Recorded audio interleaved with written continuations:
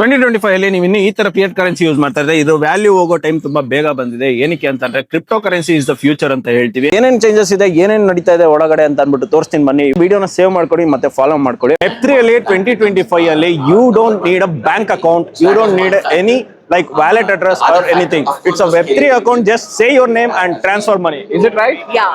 So you can get into their website or their platform and you can check it. Investdomains.io. Yeah.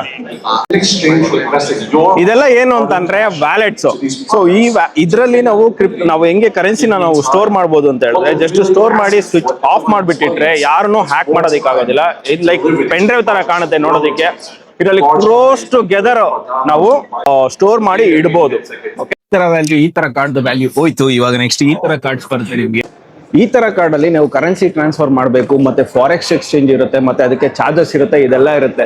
ಅದರಲ್ಲಿ ಇದರಲ್ಲಿ charges ಇರುತ್ತೆ but ತುಂಬಾ ಕಮ್ಮಿ ಇರುತ್ತೆ. ನಾವು ಇಂಡಿಯಾ ಇಂದ ದುಬೈಗೆ ಒಂದು ಕರೆನ್ಸಿನ ನಾವು ತಗೊಂಡೋಗ್ಬೇಕಂದ್ರೆ ತುಂಬಾ ಸೇಫ್ ಆಗಿ, ತುಂಬಾ ಫಾಸ್ಟ್ ಆಗಿ ಇರುತ್ತೆ, ಫಾಸ್ಟ್ ಟ್ರಾನ್ಸಾಕ್ಷನ್ ಇರುತ್ತೆ. ಯಾವುದೇ ರೀತಿ ಬ್ಯಾಂಕ್ ಆಗಿರ್ಲಿ, ಯಾವುದೇ ಒಂದು ಗವರ್ಮೆಂಟ್ ಆಗಿರ್ಲಿ, ಯಾವ್ದು ಶಾಪ್ ಮಾಡಕ್ ಸಾಧ್ಯ ಇಲ್ಲ. ಈ ತರ ಒಂದು ಡಿಜಿಟಲ್ ವೇ ಇವಾಗ ಸ್ಟಾರ್ಟ್ ಆಗಿದೆ.